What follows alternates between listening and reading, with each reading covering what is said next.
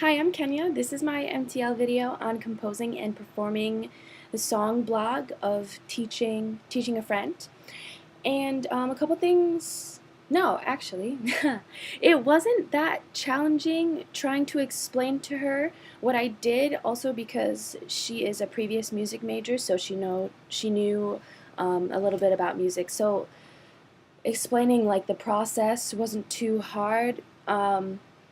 I also taught her about how I composed my song, so I told her that I started out, like in my first video when I was explaining how I did my song, I told her that I did the melody first, as in like the pitches of the melody, and then I picked whatever lyrics or my theme based on the melody that I was given. So if it were a sad melody, then there would probably be more sad lyrics and vice versa.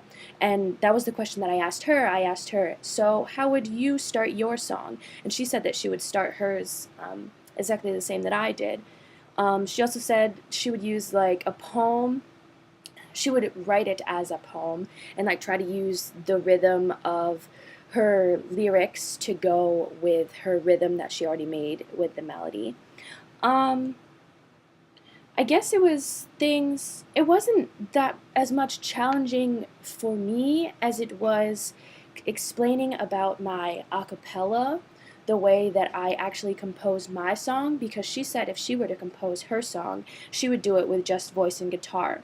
But I taught her more about a cappella, and I talked to her about the harmonies. I asked her, so if you were to make your own song, how would you go about doing your harmonies? And she said mostly she would do the harmonies as in like a duet, so the person singing a solo line and then having the harmony a third higher or a third lower.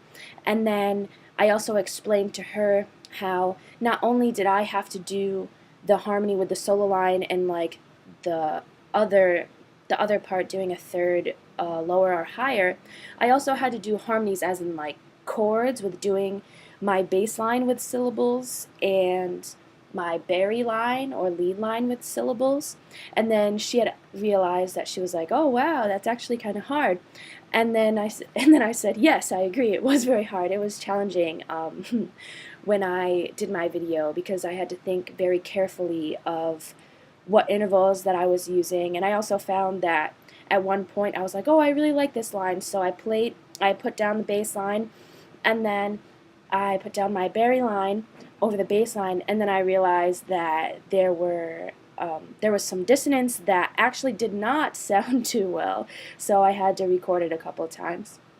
Um, Also, another thing that I taught her about was the syllables. She actually didn't know that you would want to choose certain syllables so that they blend together.